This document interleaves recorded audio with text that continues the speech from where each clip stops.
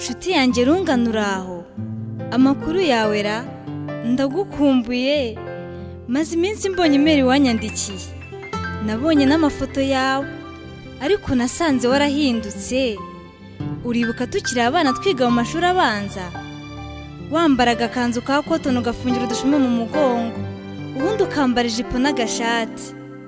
Uribuka se cyagiye mwarimu twishizanya n'abahungu mu ishuri maze tukarira? Nawe se cyagiye kamara gukora kwibera ukagira isoni ukarira?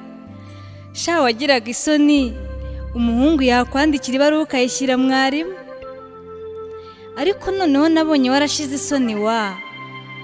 Umva, mbwira, niki cyazi kumaze koko? Kubona usigaye ugenda amabere yose agaragara n'utayashaka?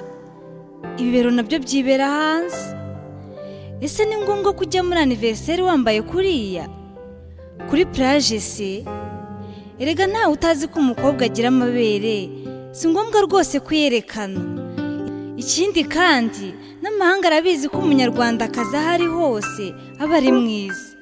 Kereka wowe niba utiyizeye bigatuma wigaragaza cyane. Erega si ngombwa ko abantu babona imyenda wambariyeho, cyane ko bazi kwifite kandi isa neza. Nkwibutse ibyo masenge yajyaga atubwira se?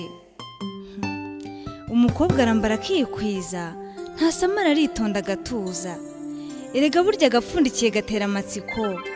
Rungano, yego iby'isi birihuta, ariko kandi umuco ntiwimutse, wiwuca uwuhindura ico. Yego sinkubwiye rumbiya, ariko nawe jya wifureba wirinde imbeho izuba n'umuyaga, hato utazavaho urwaho byabirwara ku ruhu rwawe harimo na kanseri. Ngaho ukomeje utonesha ubuto bwawe, utuze buzitonaramo ubutore. Yewe, ni byinshi nakubwira, ariko reka mbe nsoreje aha tuzasubira. Sogokuru na nyogokuru ngo mutahe, ukomeze ugire amahoro y'Imana. Uwawe, uwimpaye KANYANA Gisele.